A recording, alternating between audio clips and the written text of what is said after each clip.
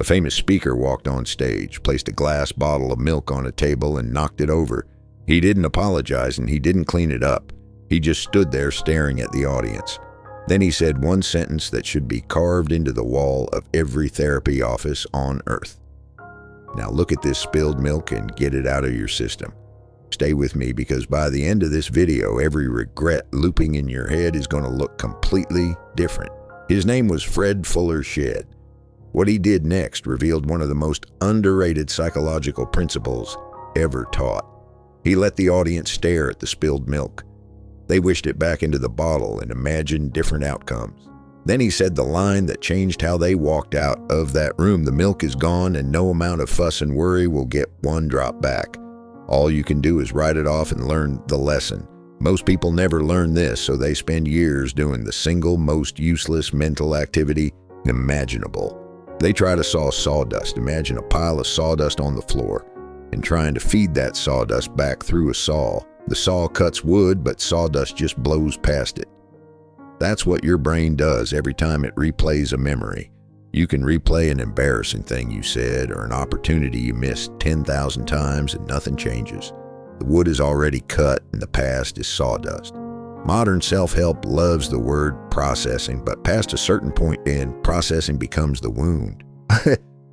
The first reflection might extract the lesson, but the 50th time you are reopening the same cut.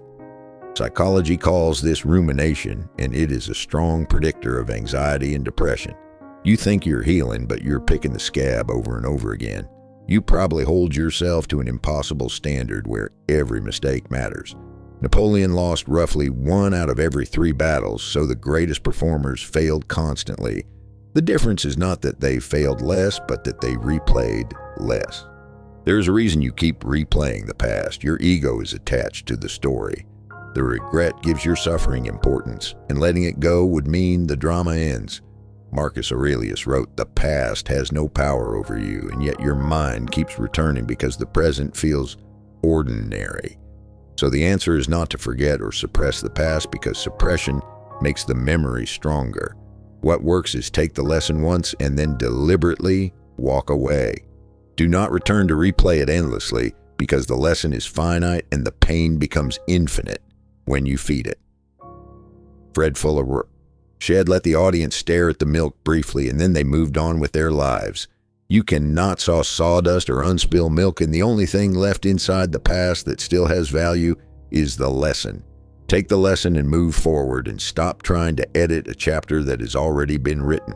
You are allowed to lose and to make the wrong choice, and you are not required to spend the next decade paying for it psychologically. Carnegie said, "Don't try to saw sawdust, and the wood is cut and the milk is spilled and the past is over." Take the lesson, take the next step, and that is everything. Most people think endless regret means they care deeply, but usually it means they never learned where reflection should end.